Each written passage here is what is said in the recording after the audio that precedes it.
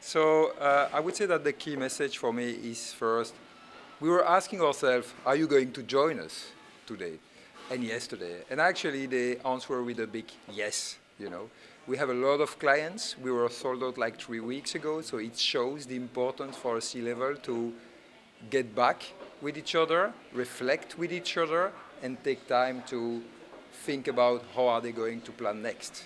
Because what we said at Gartner is we have a kind of a triple squeeze, which is made about a huge inflation, about talent scarcity, and we have as well big supply chain disruptions, which are requiring CIOs to actually take bolder decisions. And to take bolder decisions, you actually need independent insight and benchmark that with the peers.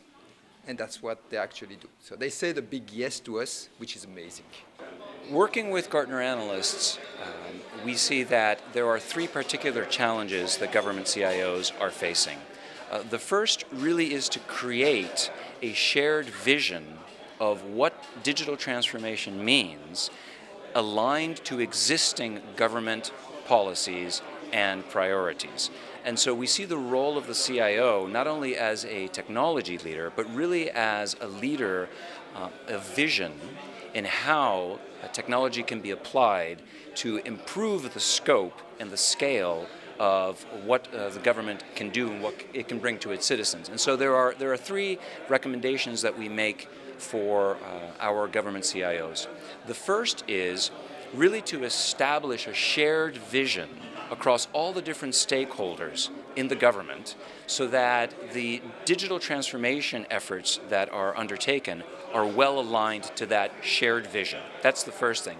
The second thing is ensuring that investments in things like data, artificial intelligence are well aligned to the type of risk profile that every single organization has. There is no single unique risk profile. Every single organization will have slightly different measurements. And that's why it's so important for government CIOs to be working with their stakeholders and understanding what are the areas where we want to maybe have a little bit more risk or a little bit less risk depending on what that organization wants to develop.